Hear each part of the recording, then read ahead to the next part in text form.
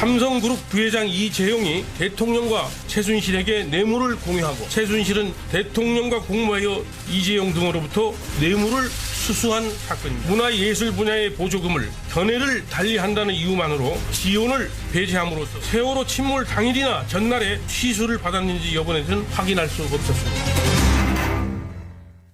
네, 90일간의 대장정을 마무리한 특검이 어제 최종 수사 결과를 발표했습니다.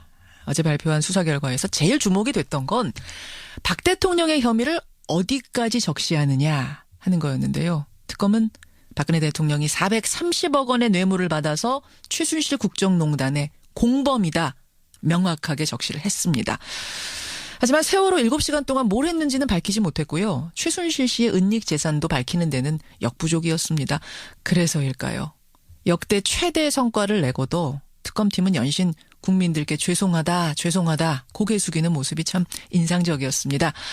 특검팀을 직접 한번 만나보고 싶었습니다. 그래서 어렵게 모셨습니다. 특검팀의 특별수사관 이정원 변호사 연결을 해보죠. 이 변호사님 안녕하세요. 네, 안녕하세요. 고생 많으셨습니다. 준비 기간까지 해서 90일간의 대장정을 마친 그리고 최종 수사 결과 발표까지 마친 소감이 어떠세요? 글쎄 워낙 이제 현직 대통령이 수사 대상이었던 초유의 사태였고 예.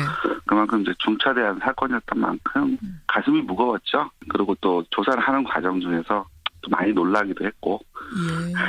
놀라기도 했고 뭘 그렇게 놀라셨어요? 뭐 조사를 하다 보면 그러니까 저희가 생각했던 것보다 훨씬 그 상황들이 심각했고요. 실제 저희가 밝힌 그 수사 결과를 밝힌 내용들이 한 20-30%밖에 안 되는 것 같아요. 정말 놀랄만한 것들이 많았는데 적시할 수 있을 정도가 된 건 20-30%밖에 안 됐다? 그렇죠. 그러니까 저희가 첩보 수준으로 받고 그다음에 수사를 하고 그러면서 실제 저희가 공소를 제기할 정도로 그렇게 할 정도로 이제 수사가 됐던 사건은 한 20-30% 정도밖에는 수사가 진행되지 않았던 것 같고 그렇구나. 그 정도만 기소가 된 거죠. 또 시간도 좀 더 주어졌어야 되고요. 그다음에 좀 이렇게 제도적으로 특검법상 여러 가지 좀 문제가 있어가지고 더 수사를 못했던 부분들도 좀 있어요. 그러니까 사실은 그 수사관들이 밤낮 없이 수사하셨다고 들었어요. 몇 시간이나 주무셨어요? 2-3시간 자고 출근하는 경우도 많았고요. 저 같은 경우 거의 집에 못 들어갔습니다. 집에 못 들어갔을 정도로. 네. 그냥 근처 사우나 가서 눈 붙이고 나오고. 네, 그렇습니다. 세상에. 그렇게 했는데도 우리가 밝힐 수 있는 건 20-30%였다. 그 정도로 어마어마한 미스테리들이 아직도 남아있다. 이 말씀. 네, 그렇습니다. 이정원 수사관이 꼽는 특검의 가장 큰 성과라면 그래도 그 20-30% 밝혀낸 것 중에 뭐라고 보세요? 아무래도 블랙리스트 부분. 블랙리스트. 네, 그리고 이제 최순실과 대통령, 삼성 간의 뇌물죄 혐의를 밝힌 부분. 그런 부분이겠죠. 결국은 이제 국정농단하고 전경유착의 어떤 고리 부분. 일부를 밝혔다. 거의 성과라면 성과겠죠. 이재용 부회장이 사실 첫 번째 구속영장 청구했을 때는 기각이 됐고 두 번째에서 구속이 됐는데 첫 번째 때 그 예상하셨어요? 저희는 좀 자신했었습니다. 자신 있으셨어요? 예, 자신 있었습니다. 다들 구속영장이 나올 거라고 기대를 했었는데 많이 실망하고 놀랬죠. 그렇군요. 첫 번째 때도 자신 그럼 두 번째 때는 오히려 더 불안해지셨을 수도 있겠네요? 예, 그랬습니다. 아마 그날 그 영장 발부 여부 결정되는 그날 밤에 특검 구성원 중에서 아마 잠이 오는 분들이 별로 없었을 거예요. 하얗게 밤을 지새면서. 첫 번째 때도 자신했는데 안 됐으면 두 번째 때는 어떨까 이런 조마조마한. 예, 그렇죠. 이거 저희가 혹시나 놓친 부분은 없는지. 사실 또 그러면서 저희가 영장 관련된 부분 이제 보완을 계속 해가면서요. 그래요. 혹시나 또 만에 하나. 이런 일이 없어야 되니까 조심을 하고 여러 가지로 따져봤죠. 가장 큰 성과는 이제 그 정경유착의 부분을 파헤친 부분. 반면에 제일 아쉬운 점, 제일 뭔가 남는다 하는 부분이 있다면? 나머지 대기업사들이 시간적 제약 때문에 손을 대지 못했다는 부분. 일부 수사들은 진행이 됐고요. 또 상당 부분 성과가 있었음에도 불구하고 기소할 만큼 저희가 밝혀내지 못한 부분이 좀 있습니다. 그렇죠. 그리고 또 우병우 수사 여기에 말씀들이 많습니다. 봐주기를 했다는 등. 그렇죠. 그런데 이게 아무래도 이재용 그 부회장에 대한 영장이 기각된 이후로 예, 예. 그거에 대한 보완조사 재청구를 위해서 시간을 좀 많이 썼고요. 그러다 보니까 이제 그 특검 연장 여부가 불확실해지면서 예. 카운트다운에 들어가지 않았습니까? 그랬죠. 결국 이때 이제 그 관련 참고인들이 이제 요 시간만 피하면 특검 수사를 피할 수 있을 거라고 생각을 해서 소환 부르고 했어요. 결국 이제 그 부분이 조사가 조금 미진했던 부분이 결국 영장 기각 사유가 되지 않았나. 그러면은 그 미적미적거리면서 끝까지 버텼던 중요 참고인들이라면 어떤 사람들이요? 결국은 이제 청와대 내부에 있었던 또 거기에 파견되었던 검사들, 예. 실제 그 우병우 전 수석의 지시를 받고 예. 실제 그 실행을 했던 사람들에 대한 조사가 있어야 되는데 그렇죠. 수사에 협조를 하지 않았죠. 거기엔 지금 현직 검사들도 있습니다. 결국은 우병우 전 수석의 입김이 그들에게 작용해서 끝까지 이들이 불응한 거 아니냐라는 얘기도 나오는데. 글쎄요, 뭐 저희가 거기까지 알겠습니까만은 예. 아무래도 어쨌든 뭐 청와대 이쪽과 관련되면 협조적이지 않더라고요. 그렇고 특검 자체가 우병우 라인의 영향을 받은 건 아니냐라는 의심도 있었거든요. 내부적으로 그런 부분은 없었습니다. 그건 아니고. 더군다나 저희가 이제 특별수사관들하고 현직 검사들하고 같이 예. 그 협력하는 체제로 운영했었기 때문에 예. 뭐 그런 부분들이 논의될 수 있는 여지가 별로 없었습니다. 그렇군요. 그 부분에 대한 오해는 좀 서운하실 수 있겠어요. 그러면. 네, 그렇습니다. 예. 또 하나는 이제 재산관계 수사 이 부분인데요. 일단 시간이 일단 짧았던 부분도 있고요. 그다음에 이 재산관계를 조사하기 위해서는 예. 이제 금감원과 국세청의 협조가 절대적이에요. 절대적이죠. 예, 그렇죠. 그러니까 예를 들면 저희가 그 관련된 등기부등본을 찾고 그와 관련된 자금이 서로 어떻게 움직였는지를 확인해야 되는데 예. 이와 관련된 자료들을 그쪽에 전부 다 거부를 했습니다.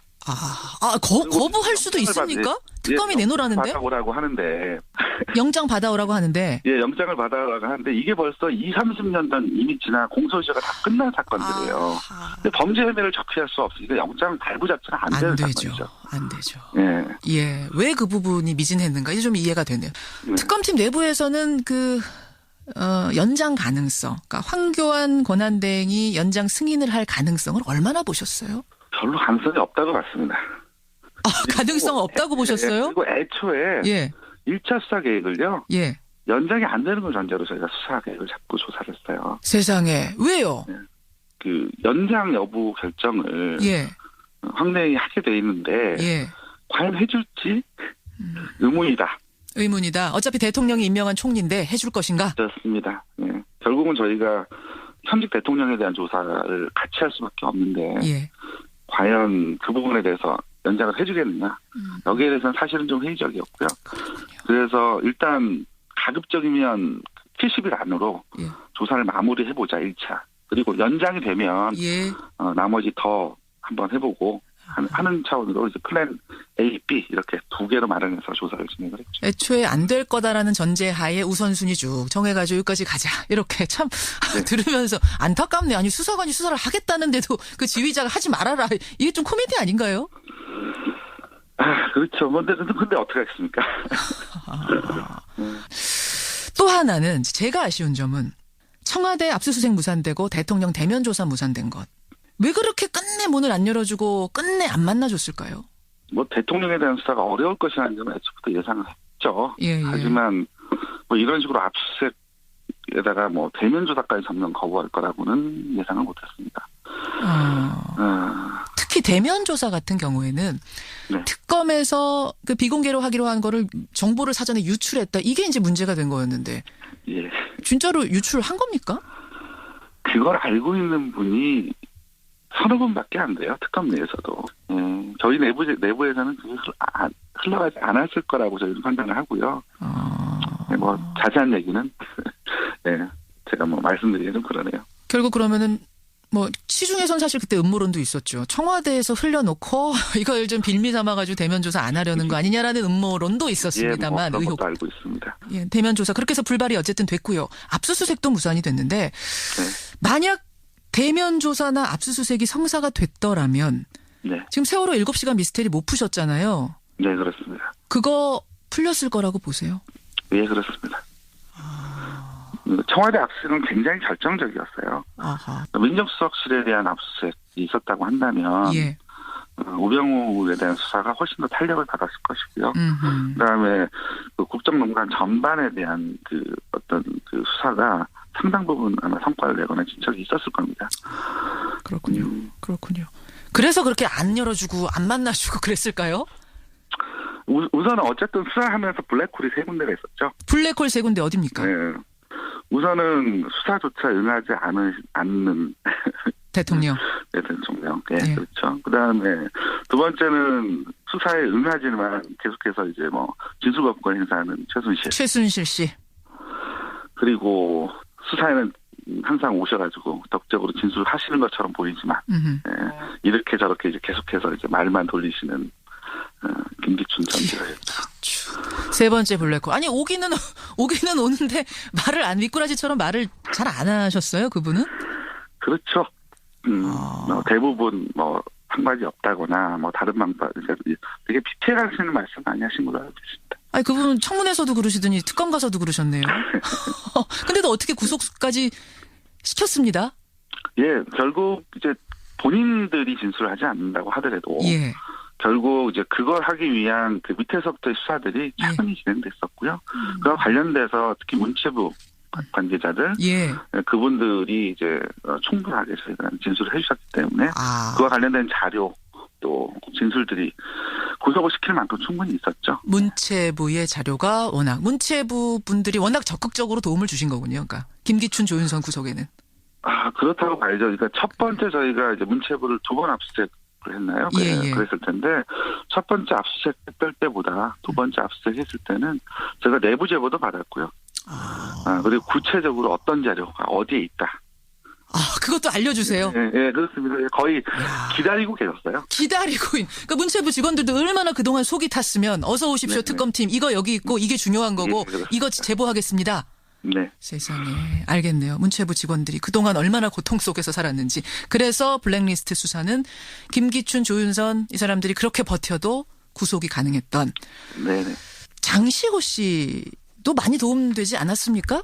그렇죠. 예. 그런데 이제 시중에서는 이제 장시호 씨가 아주 결정적인 순간에 태블릿 PC라든가 이런 부분들 협조를 해주고 했던 부분들도 있지만 실제로 뭐 장시호 씨가 이제 태블릿 PC와 관련된 부분을 이제 저희한테 자백을 하기 전까지 이제 저희가 CCTV 분석을 해서요. 최순실의 마지막 주거지에 관련된 CCTV를 섭달치를 돌려보고 거기서 이제 그 물건을 들고 나가는 장시호 씨를 특정을 했고요. 네, 그러고 나서 불러서 그 조사를 하니까 그에 대해서 이제 진술하는 과정에서 나온 거죠. 그러니까 결국 이제 자발적으로 협조를 했다기보다는 저희가 추궁을 하면 그거에 대해서 이제 마지못해서 진술하는 그런 부분들이었습니다. 그러니까 장시호 씨가 아주 적극적으로 처음부터 뭐 이것도 알려주고 저것도 알려주고 그렇게 지금 세상에 알려진 거는 조금. 장시호 씨 진술이라든가 이런 부분들이 수사에 도움이 많이 된 건 맞지만 그렇죠. 그렇군요. 그런 부분도. 역시 특검팀을 직접 만나니까 여러 가지 궁금증들이 좀 풀리는데 특검팀의 특별수사관 이정원 변호사 지금 만나고 있습니다. 특검 수사에서 제일 우리들이 주목했던 부분은 역시 대통령 혐의를 특검은 어디까지 볼 것인가 이 부분이었는데요. 최순실 씨 어제 공소장 보니까 박근혜 대통령 이름이 자그마치 200번 들어갑니다. 최순실이 국정농단의 공범이다. 특검은 그렇게 결론 내리신 거죠? 그렇습니다. 예. 가장 심각한 범죄는 뭐라고 보십니까? 이런 말씀이 적절한지 모르겠지만 가장 큰 문제는 자신이 무슨 죄를 지었는지 인식 자체가 없다는 부분 아니겠습니까? 그게 어떻게 해석하면 될까요? 무슨 죄를 졌는지 인식조차 없다는 것? 일단 대통령 측에서 계속해서 탄핵 관련되는 부분이랄지 뭐 정규직 TV에 나와가지고 뭐 인터뷰를 했던 부분이랄지 근데 보면 이제 본인이 하시는 말씀들이 있잖아요. 있죠. 그걸 보면 물론 이게 방어하려고 하는 부분들은 충분히 이해가 갑니다만 저희가 보기에는 그렇죠. 지금 그 현재 이 그 국면 그다음에 지금 현재 드러나고 있는 여러 가지 그 범죄 혐의들 그거에 대해서 과연 그 인식을 하고 계셨는지. 네. 근데 어쨌든 저희가 이제 아직 그 기소가 되지 않은 부분이기 때문에 제가 좀 조심스럽긴 합니다. 그 부분에 대해서. 뭐 현직 대통령이니까 기소는 불가능합니다만 어쨌든 수사관들은 그러셨다. 어제 최종 수사 결과를 들은 박근혜 대통령 측은 바로 반박했습니다. 이번 특검팀은 태생부터 위헌이다. 일부 야당의 추천만으로 구성된 전형적인 정치적 특검으로 출발선부터 공정성이 담보되기가 어려운 상황이었다. 어제 수사 결과 전면 부정. 어떻게 답하시겠습니까? 여야 합의로 특검법이 통과된 걸로 알고 있고요. 예. 그거에 따라서 그 절차에 따라서 대통령이 직접 박영수 특검을 임명하셨죠. 그런데 태생적으로 위헌이라고 하시면 저희가 거기에 대해 뭐라고 말씀을 드릴까요? 좀 서운하시겠어요. 그 말 들으면서. 예, 근데 조사하는 과정 안에서 서운한 부분이 한두 가지가 아니었기 때문에. 황당한 소설이라는 얘기도 어제 유영하 변호사가 했는데 오히려 그 말씀을 듣고 좀 황당하진 않으셨습니까? 이제 기소가 됐으니까 예. 재판이 벌어질 것이고요. 재판하는 과정 안에서 또 많은 자료가 드러날 겁니다. 최순실 씨 이제 지금 대통령이 기소된 건 아니고요. 예, 그렇습니다. 예, 여러분들이 기소가 됐고 기소된 과정 안에서 예. 실제 어떤 일이 있었고 저희가 어떤 증거를 가지고 기소를 했는지 하는 부분들이 재판을 통해서 또 드러날 것이고 그걸 이제 보시면 충분히 국민 여러분도 판단하실 수 있을 거라고 생각합니다. 삼성동 사저 구입한 것하고 그 의상비 지금까지 쭉 의상비를 다 최순실 씨 측에서 대왔다. 이것이 이제 경제적 공동체라고 보는 어떤 근거로 어제 특검팀이 제시를 하셨는데 여기에 대해서도 또 박근혜 대통령 측은 무슨 소리냐. 사저 구입한 거 대통령 돈이고 의상비도 대통령 사비였다. 완전히 분리된 경제 주체다. 이렇게 답변을 했거든요. 이건 어떤가요? 네. 워낙 확신을 가지고 어제 말씀하시니까 특검팀이 잘못 알았나 전 그런 생각도 들던데요. 그러니까 저희가 지금 몇 가지를 거론했을 뿐이죠. 저희가 그것만 가지고 경제 공동체라고 판단을 했겠습니까? 네, 그 부분들을 아까도 말씀드렸듯이 예. 그 재판 과정에서 저희가 갖고 있었던 카드가 무엇인지는 확인할 수 있을 겁니다. 카드를 확인할 수 있을 거다. 이런 부분을 예상해서 사실 최종 발표문의 수위도 상당히 많이 조정을 한 것으로 알고 있습니다. 정말 확실한 거 2가지만 쓴 거다. 나머지 카드도 많다. 네, 그래서 재판 과정에서 그동안에 공개되지 않았던 그리고 특검으로서 여러 가지 또 사정 때문에 공개할 수 없었던 많은 진상들이나 어떤 팩트들이 드러날 겁니다. 알겠습니다. 알겠습니다. 특검팀의 특별수사관 이정환 변호사를 지금 만나고 있는데요. 이건 좀 여담입니다만 비선실세 최순실 씨가 안 나온다고 버티다가 특검에 출석을 했죠. 네. 근데 호송사에서 내리자마자 이것은 민주주의 특검이 아닙니다. 민주특검이 아닙니다. 고래고래 소리를 쳤던 장면 지금까지도 두고두고 화제인데 그 출두 장면 생중계를 특검도 보셨어요? 봤죠. 그 말 듣고는 어떠셨습니까? 민주특검이 아닙니다. 이게 국민적 관심을 받는 사건이다 보니까 거의 특검은 형사선법 교과서 옆에서 끼고 수사했습니다. 혹시나 흠이라도 잡힐까 봐요. 야. 네, 그러니까 그런 식으로 말하니까 이제 당황스럽기도 하고 황당하기도 하고. 네. 최순실 씨. 아까 블랙홀 3명 중에 1명이라고 지목을 하셨는데 하여튼 고생 많이 하셨고요. 이제 공은 검찰로 넘어갔습니다. 검찰에 꼭 당부하고 싶으신 점. 이것만은 꼭 잘 밝혀달라. 신경 써달라. 전하고 싶은 부분이 있다면? 우선 검찰에게는 우병우 그다음에 나머지 기업 수사에 대한 대기업에 대한 수사가 아직 목으로 남아 있습니다. 그죠? 예. 탄핵 결정 이후에 대통령에 대한 나머지 수사도 아직 남아 있는 상태고요. 우병우 전 수석이 검찰 고위 관계자들하고 이제 수시로 통화했다는 내용도 사실로 드러났습니다. 예. 그렇다면 이제 검찰이 환부를 도려낸다는 심정으로 수사에 임해야겠죠. 예. 이 부분은 능력의 문제가 아니고 의지의 문제라고 생각을 합니다. 의지의 문제다. 네. 결국 특검에 파견된 검사들 모두 검찰에서 파견된 분들 아닙니까? 물론이죠. 그 말을 다시 해석하자면 의지만 있다면 지금 우병우 전 수석에 대한 구속, 기소는 충분히 될 정도가 된다. 그렇게 판단한다는 말씀. 네, 그렇습니다. 그렇군요. 대통령 탄핵 물론 아직 여부를 모릅니다만 혹시라도 대통령이 탄핵이 인용된다면 헌재에서 대통령도 기소되기에 충분합니까? 그럼요. 저희가 그래서 피의자로 적시를 했고요. 네. 자연인이 되면 바로 구속 수사해야 된다고 보세요? 그게 정도라고 봅니다. 끝으로 정말 응원 많이 하셨어요. 국민들이. 그거 알고 계시죠? 네, 알고 있습니다. 국민들께 한 말씀 해주신다면요? 이재용 부회장에 대한 영장 청구가 이제 기각이 됐을 때 특검 내부에서 말들이 많았어요. 분위기도 많이 가라앉았었고.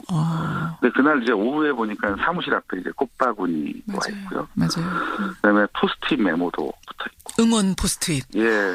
저희들끼리 그 사진 찍어서 돌려보면서. 힘내자. 실망시킬 수 없다. 어쨌건 이 자리 빌어서 이제 특검을 응원해 주신 국민 여러분께는 진심으로 감사드립니다. 그러니까 힘들 때마다 결국 힘이 된 건 국민이었네요. 그렇죠. 참. 고생 많이 하셨습니다. 고생 많이 하셨고요. 좀 아쉽게 끝이 나긴 했습니다. 시간만 좀 더 있었으면 하는 아쉬움은 있습니다만 주어진 시간 안에서 최선을 다해서 밤잠 줄여가면서 노력해 주신 것 다시 한번 감사 인사 드리겠습니다. 예. 감사합니다. 고맙습니다. 네, 고맙습니다. 제가 정식 명칭 한번 불러보죠. 박근혜 정부의 최순실 등 민간인에 의한 국정농단 의혹 사건 규명을 위한 특별검사 팀의 특별수사관 이정원 변호사였습니다.